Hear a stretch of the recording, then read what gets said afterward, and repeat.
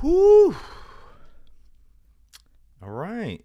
I think we're live. I think so. Let me check. So far, yes. It's looking like it's recording, and there I am. Nice. Okay.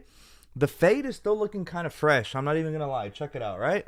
I mean, it's kind of... I do work on my beard as well. Wow. Honestly, the beard is looking kind of good. No, but I'm just kidding, guys. I'm just hyping myself up. What's going on, everyone? Hopefully, everyone has been having a very, very good start to the new year. Can you guys believe it's 2025 already? Now, I'm a 95 baby, so that means that, thankfully, it's a blessing. Some people might see it as a tragedy. I don't. But I will be 30 this year, and that's awesome. 1995, man. My mom was born on 65, so I was telling her right at the turn of the new year, I was like, hey, we can bond because me and you, we go into a new decade together. So she's going to turn 60 this year, although my lovely mother, she really doesn't look like a 60-year-old, man. My mom looks pretty young. A lot of people have told her that. A lot of my friends have said, hey, your mom looks like she's in her 40s. No, she's actually turning 60. So that is a good sign for my genes and my genetics, at least. So, yeah. Anyway, let me see who's here early. We do have a few people here that are early. And also, I know that the notifications lately, I have been reading that there's been a bug with notifications on YouTube. They haven't been sending out as of lately. Now, I don't know if that's due to the traffic here on YouTube. But viewership on the platform has been going up. And so me as a YouTuber, I mean, that's obviously very good for me. But we have Slow DRV. Hit the like button, catch you on the playback. Yes, sir. Slow DRV, thank you so much for making it and for dropping a comment. I know that today's live stream, it was set for 10. Normally on Sundays, I like to go a little earlier, but I was at the gym. And yeah, just kind of, it's been a busy week. Then Aaron is saying, I'm in the building. Hello, Aaron. How's it going, man? Hopefully you've been having a good start to the new year. And then Sandra Steedley, gonna watch replay, but new sub here. I love that, Sandra. Nice.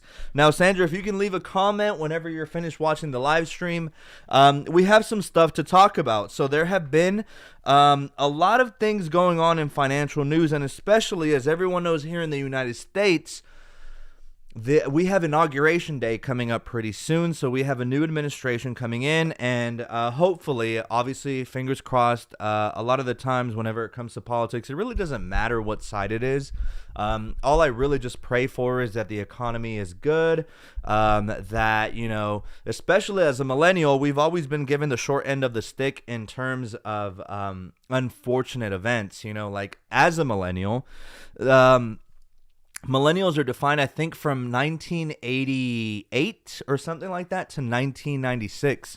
So you could say that I'm a baby millennial or I'm an old man Gen Z, right? So however you see it, my little brother, who actually I just saw is on here, Alejandro Covarrubia, saying, yes, sir. My little brother is definitely Gen Z, but me and my older brother are millennials. But anyway, with all of this, I mean to say, man, we went through a lot. I mean, as a kid, being born in 95, when the tragedy of 9/11 happened, I was only 6.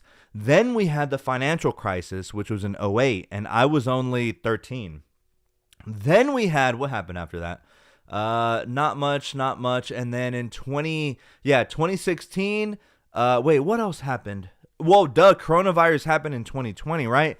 And now we have the after effects of this all. So it's just like, man, we've just gotten so much BS in our life as millennials that it's just like, man, it's really tough for us out here. But God willing, things get better, right? I hope so. Miss History Buff saying, hi, Juan. I'll be 73 in September this year. Still around to love my tech and watch bands and Apple Watches. Life is good. Miss History Buff, thank you so much for your comment. That is amazing.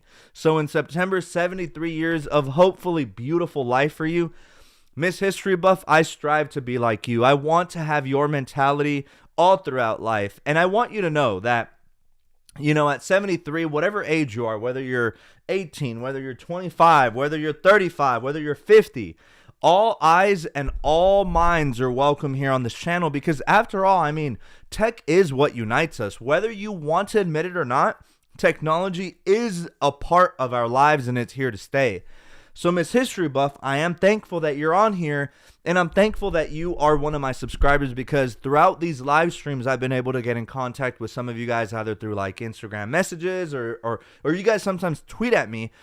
And it's awesome to come together with tech, man. I love when you guys ask me, hey, what do you think about this combination on the Apple Watch? Or, hey, Juan, like I have this MacBook or whatever. Which, speaking of, I think next year is finally going to be the year that I upgrade my MacBook. So right now I have an M1 Max MacBook Pro 16-inch. So right now we're on the M3 chips, right? So I think whenever the M4s finally get updated, I think that'll be a really good time for me to upgrade. It's just, I think it's time. And I think a lot of technology going to be released this year is going to heavily focus on a lot of AI, or artificial intelligence. I mean, already one of my good friends, I know that he's asleep right now because he goes to work tomorrow, but Carlos, he's normally on the live streams, but I just did this one a little late. He uses a lot of Grok. So I'm not sure if you guys use a lot of AI. I did when I was in school. I used a lot of Chat GPT. And when you use artificial intelligence to your advantage, dude, it's one of the things that can literally save your day. It can help you brainstorm. It's like having another brain right next to you. It's actually pretty fascinating what goes on when it comes to having AI help you, whether that's with creating a script, or maybe you need ideas for a tattoo. You know, it's great to have that. And I think a lot of the products that are going to come out later this year, in terms of Samsung, right? Because Samsung is going to release their S25s here momentarily. I believe they released their new stuff in March.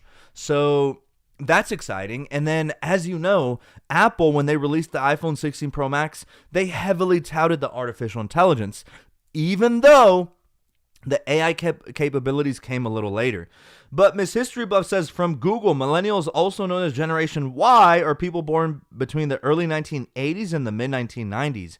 Damn, so some people even define it as the 1980s. That's insane.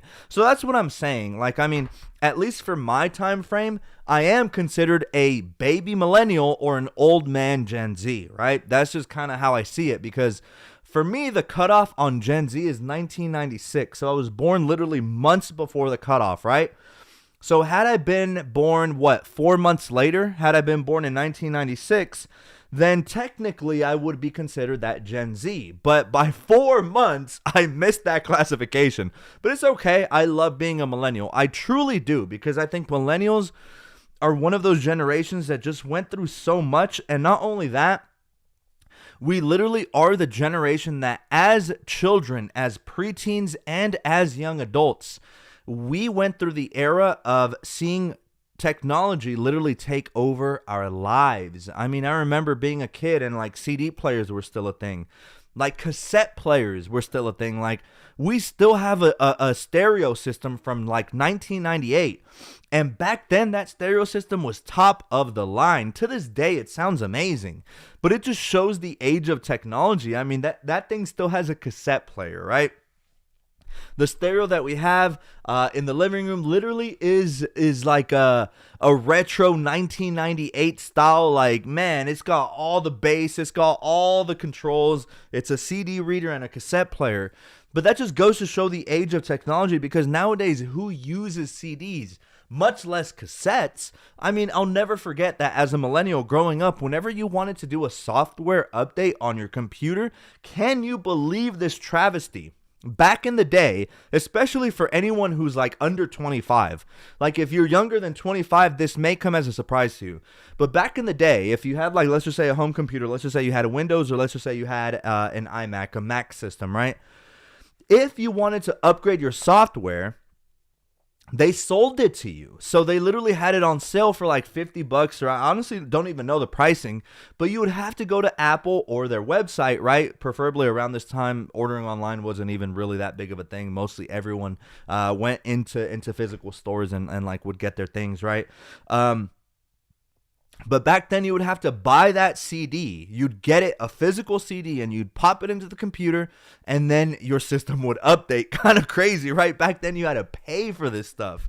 Whereas nowadays, I mean, it's just a given. Like, I mean, software updates are just part of technology, and we just kind of come to expect them. And obviously we know that they're free, right? So like if you're going from iOS 17 to 18, then you know that it's free. Vicente saying like giving an assistant sometimes. Like giving an assistant. Oh, wait, you're talking about AI. That's what I'm saying. And this is what me and one of my coworkers, Pedro, which I love Pedro. I'm not sure if he's going to watch this replay later, but Pedro, you already know us all love, homie. He was talking about how anyone born in the new generation beta, right? Because for anyone that doesn't know, every baby that was born from January 1st and until, obviously now, they're considered into a new generation. It is generation beta, right? So my coworker was telling me, isn't it crazy that like babies born in this year, if they live to be an average life expectancy, then they're going to live into the year 2100. Like, just imagine being like a jit. Like, just imagine being a whole ass little kid. And it's the year like 2105, right? And like you're a sixth grader and it's the year 2105. That is insane for me to think about.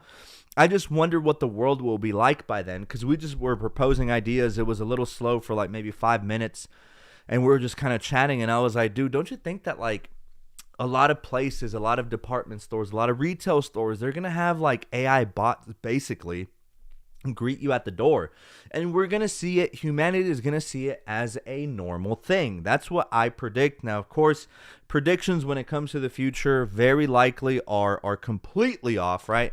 But I'm just saying, like, I mean, there's already Tesla trying to come out with their Tesla bot, and a lot of people are already very against it. I mean, I would too. Just imagine you put your little AI bot in the closet and you're like, all right, I'm done with you for the day. You go to sleep, right? You go to sleep.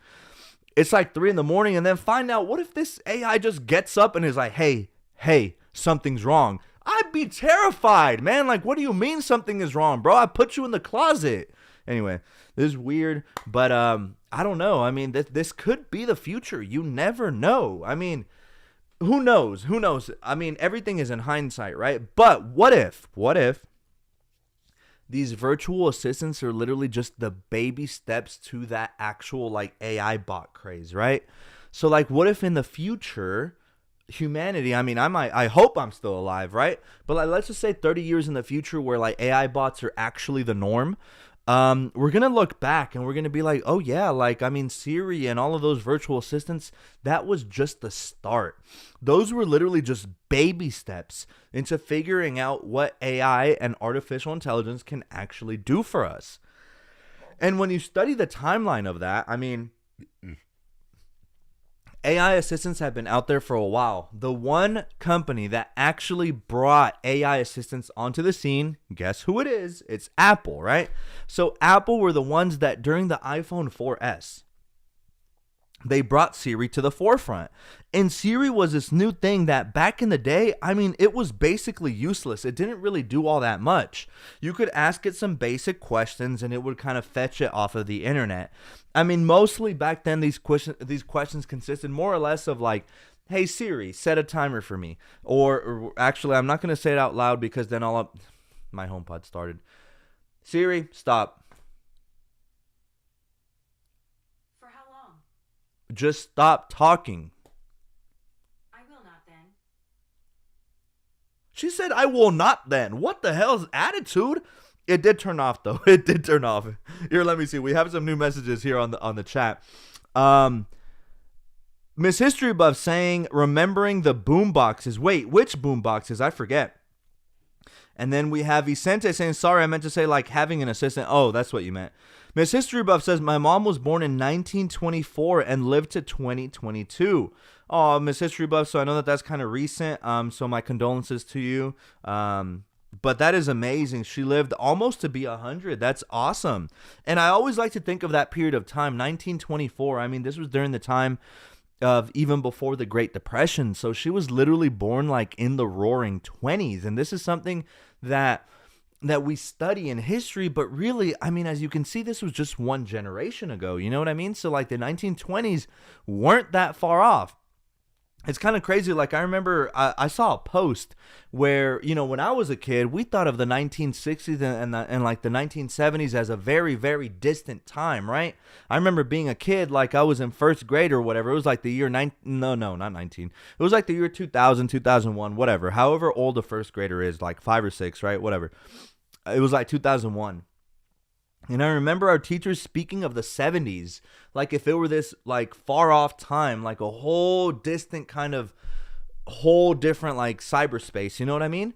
And at the time, let's just assume it was 2001. Then the year 1970 was 31 years ago. Now wait, hold on, this is where I'm going to feel old as hell. As a kid, that time frame, right?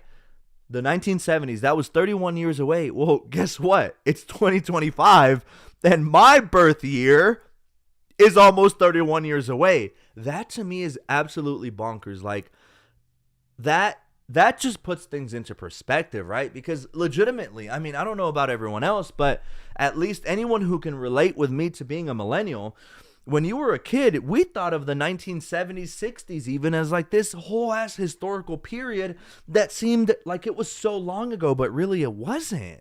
So when you compare the 90s to modern time, crazy, right? All right, we have some new viewers joining.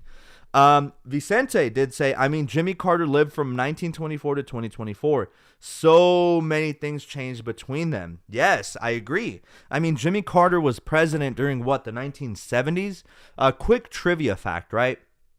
For anyone watching or for anyone watches the live stream replay, this is a quick trivia fact. If you're on Who Wants to Be a Millionaire, and if you get asked this question, who was the only president elected to the United States who was born in the state of Georgia? The only one was Jimmy Carter. And that is why, I mean, if you look at the political map of how the country voted in that year's election, you got to understand, when you understand a little bit of political history, things are fascinating, right? So Jimmy Carter was a Democrat. He was not a Republican. He was affiliated with the Democratic Party.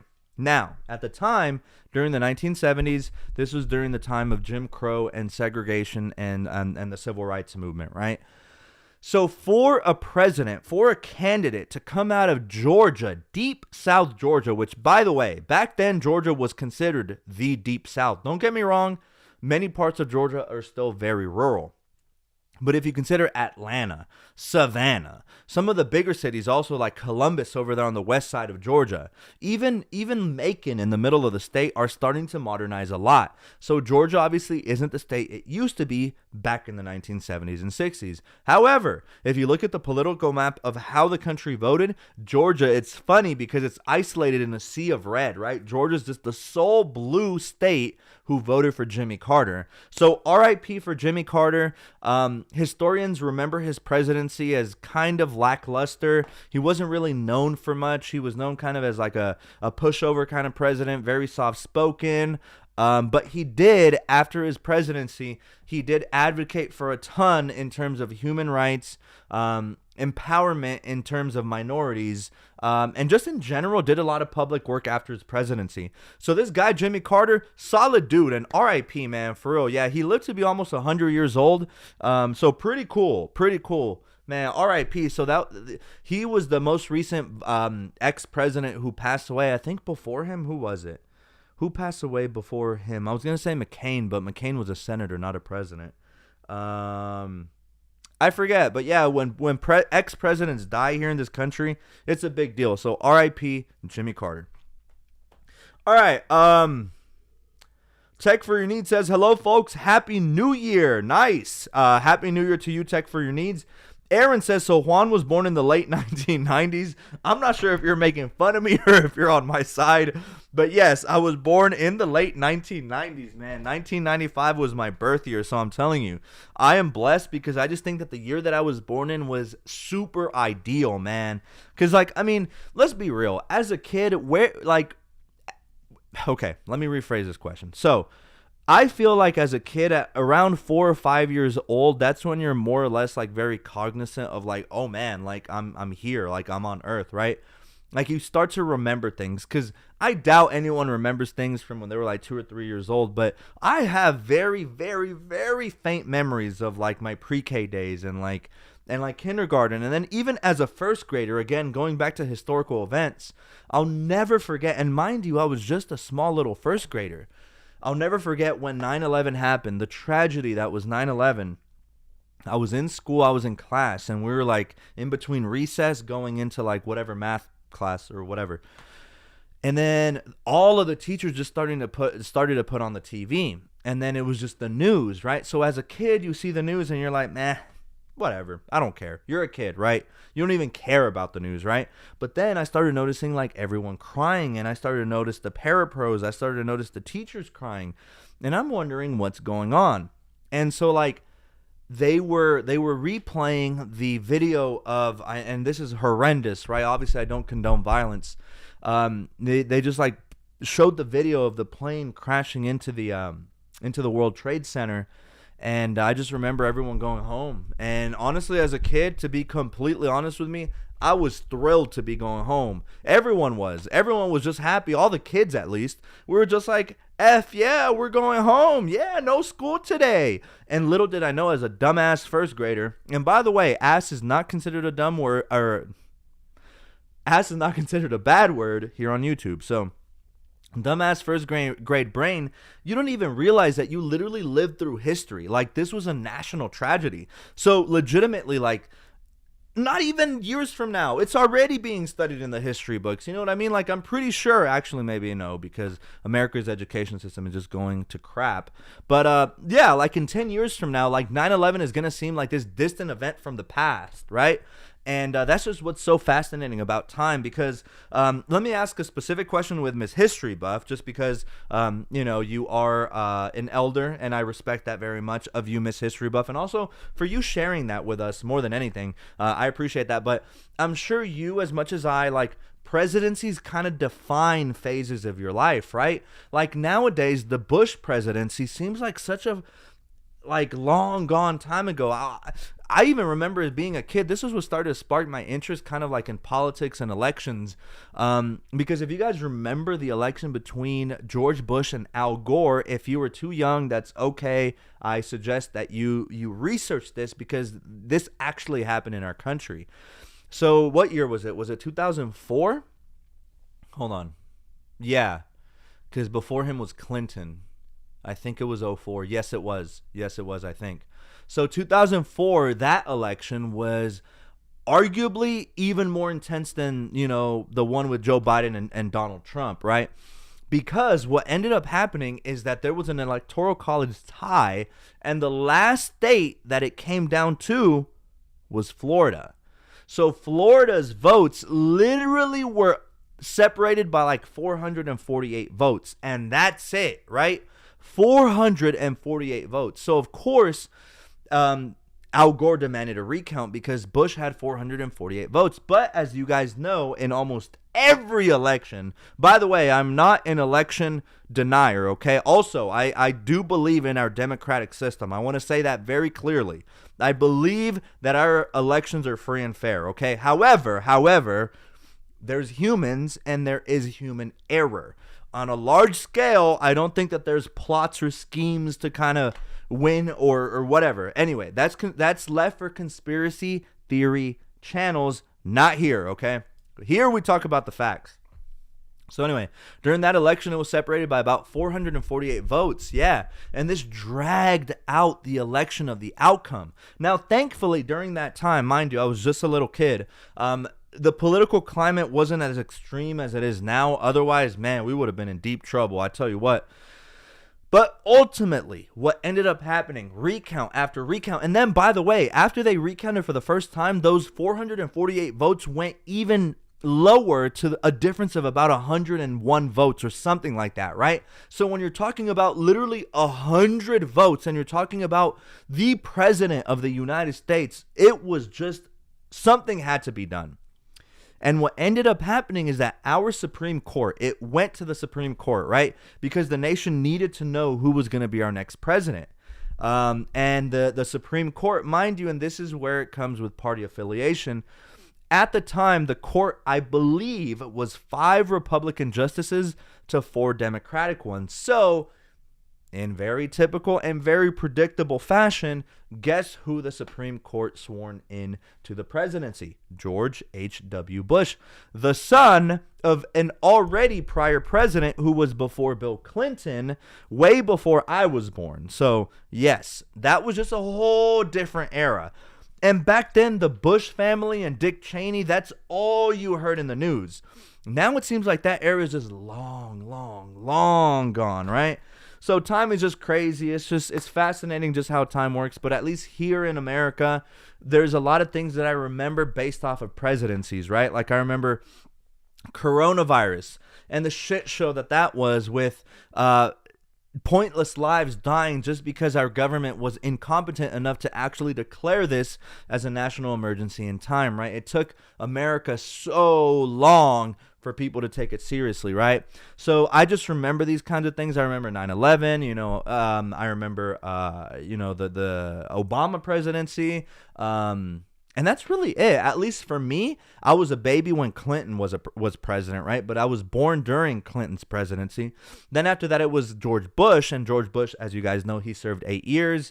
Then after that was Barack Obama, the OG. He obviously also served 8 years, rescued us from the 2008 financial crisis, and arguably left us in prime position for a spectacular economy. And that's what happened.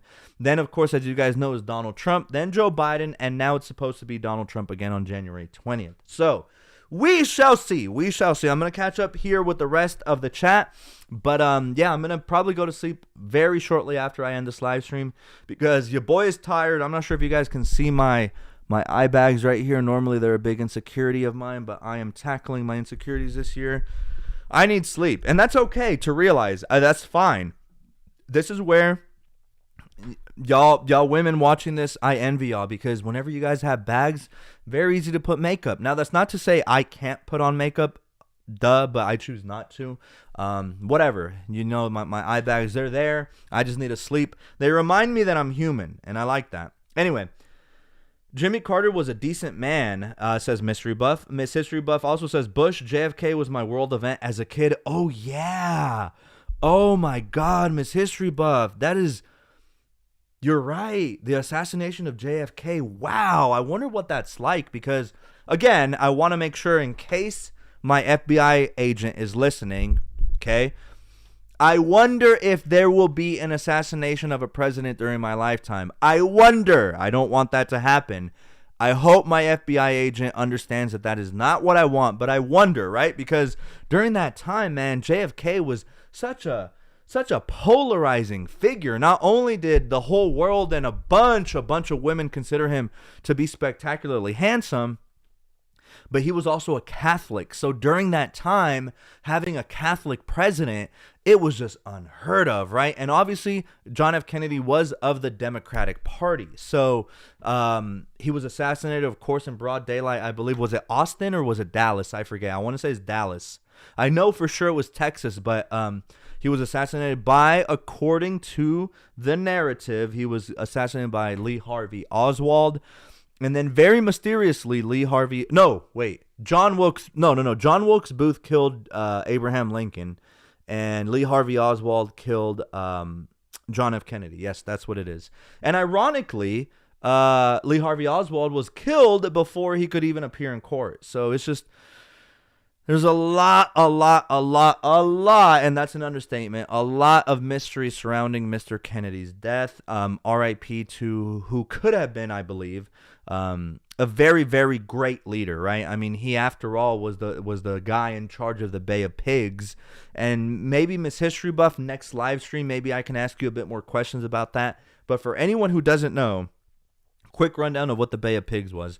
The Bay of Pigs was when Cuba, affiliated with communism still to this day, they were very buddy-buddy with the Soviet Union. And so the United States government, the CIA and FBI, basically got aerial shots, confirmation of heavy, and I mean heavy, artillery in the form of low-key, almost potentially nuclear warfare, stationed in Cuba. Now, for anyone who's god-awful at geography, Cuba is very, very close to us. It is just off the case of Florida. Hence why Miami has so many Cuban citizens, because it's literally like, I think, 80 miles away, right? So it's like driving distance, 80 miles. If you're driving, obviously, at like 70 miles per hour, that's going to take you about 2 hours, right? A little bit more. So that's how far away Cuba is from the United States. And during that time, this was during the Cold War, so this is when high-key Russia, well, back then it was the Soviet Union, were our ops. They were the opposition, and we despised them, and they despised us, right? So to have a nation so close to us, so embroiled in communism, obviously is not going to rub us the right way. And so during this time, it was the most stressful event in probably human history, because if Cuba would have given the signal to go ahead and launch those nuclear missiles, that could have very well spelled disaster for the entire human race. We never know. We could have blown ourselves up right then and there. I could have never been born. A lot of you guys watching here would have never existed. Kind of crazy, right? I mean, just the way history unfolds. It's insane. Miss History Buff, Elder makes me laugh. That was 2000, not 2004. That's what it was. It was 2000. It was his first presidency. Thank you for the correction, Miss History Buff. Sometimes getting on here, with everything going on, the lights, I have to make sure that the live stream is going. But thank you for the correction. I stand corrected. Aaron says tomorrow is the 4th anniversary of January 6th. History, folks. Oh, God, yes. What a horrible day in American history. 4th anniversary. I can't believe it was that long ago, but yes. Let's not talk about January 6th, which, let's name it as it was an insurrection on our government. Sad, sad day. Moment of silence for that day. All right, we're good.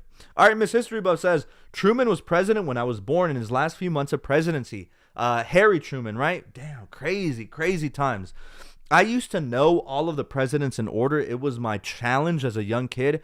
I need to practice, I'm not going to lie, but I at least know the first 10, and I think I've done it on stream before, but I'll try again. And that was, first, obviously, George Washington, John Adams, Thomas Jefferson. Also, for anyone watching the replay or anyone who wants to fact check me, let me know. So, again, George Washington, John Adams, Thomas Jefferson, James Madison. He was a very short, sickly-looking guy. James Monroe, who created the Monroe Doctrine. After him was the son of the second president, which was John Quincy Adams. Seventh was Andrew Jackson, arguably one of the most evil, hateful presidents in American history. He is the one who marched up all the Native Americans here in the Southeast and marched them over to Indian Territory. After that, it was Martin Van Buren. He was the first or the last, I forget. He's either the last president born in European soil, or he was the first president born in American soil. I forget which one it is. I'll have to brush up on that. But anyway, ninth president was William Henry Harrison, who gave a 2-hour-long inauguration speech in 22-degree weather in the cold rain, and then developed pneumonia, and then passed away 31 days into his presidency, or 30, I forget.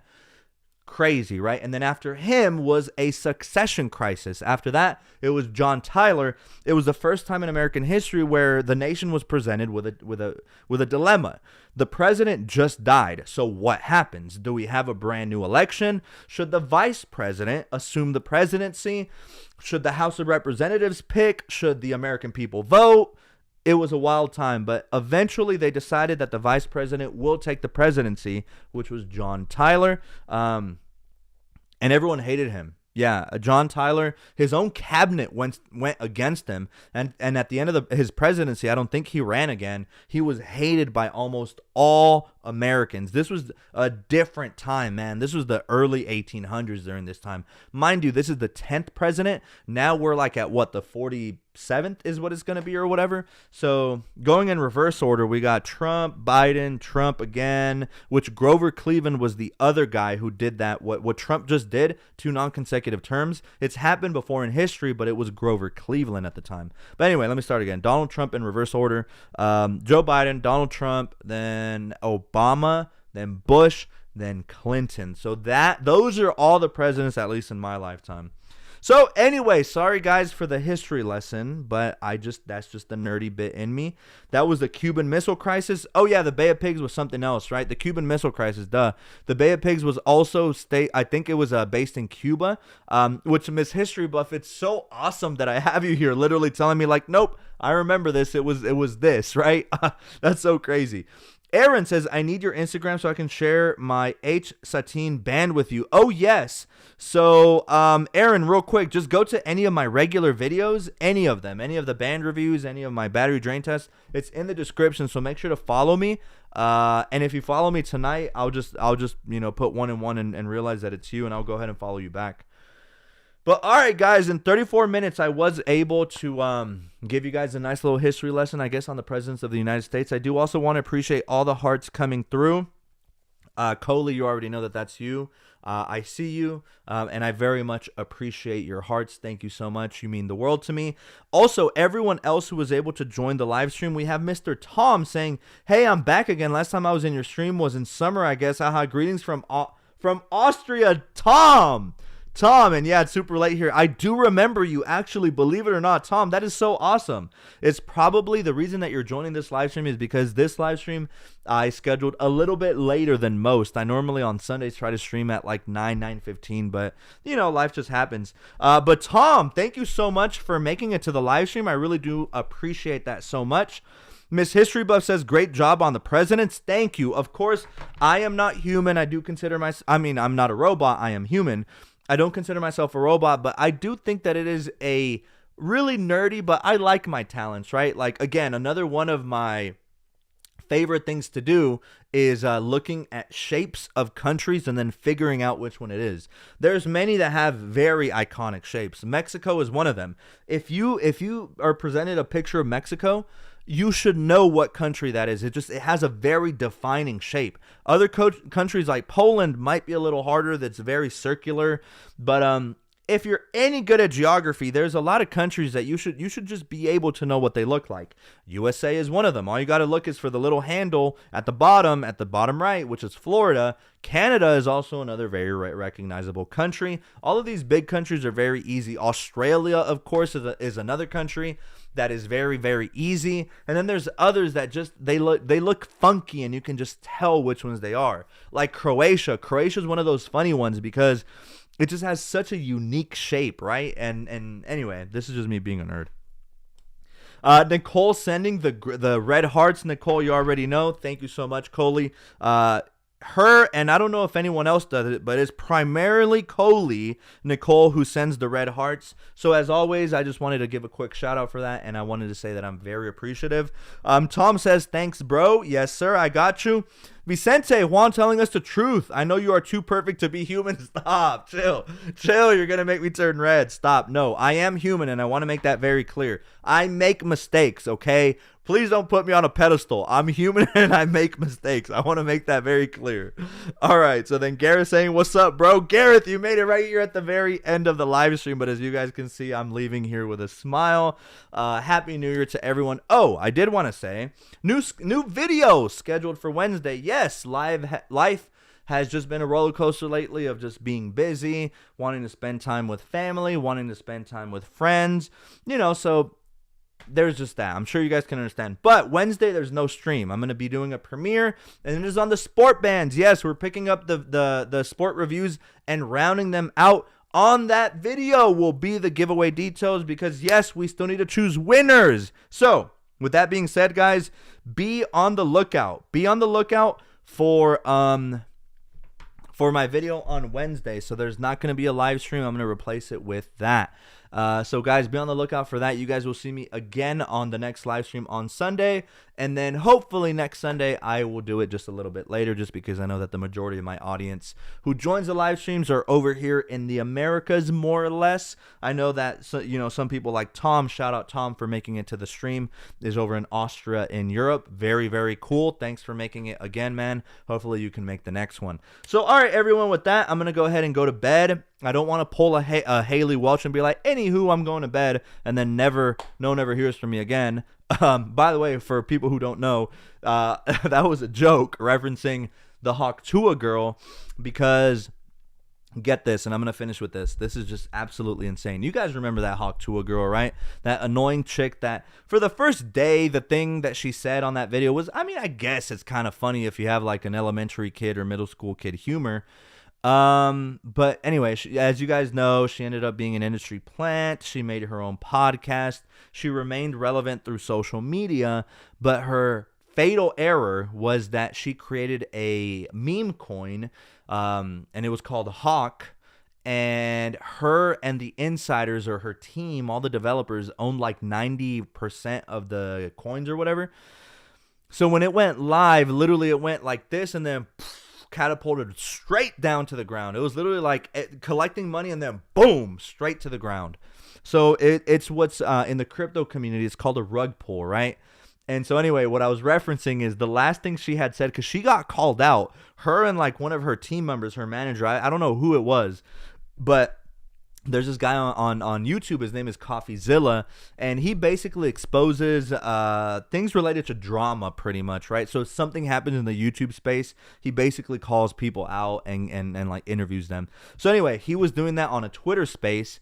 And then the last thing Haley Welch, the Hawk Tuah girl, said after being called out, literally legitimately live in front of a live audience, she said, well, anywho, I'm going to bed. See y'all. And then she was unheard of for like 2 weeks. So just absolutely insane. That chick just absolutely ruined her 15 minutes of fame. But I guess it was just a matter of time, I guess, right? Normally with those kinds of things, you're just kind of relevant for a little bit.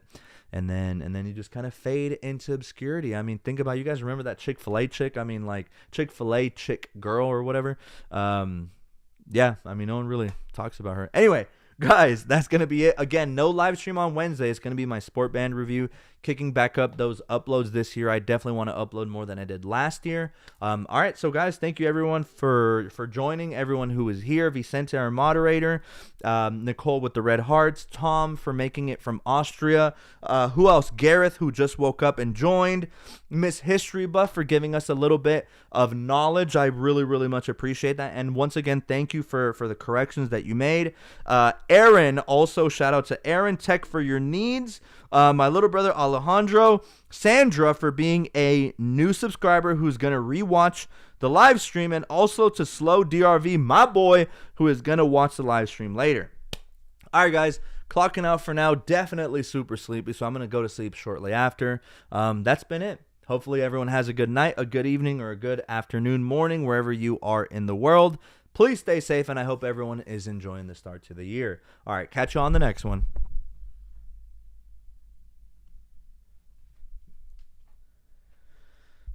You know what would be busting right now? Some Takis.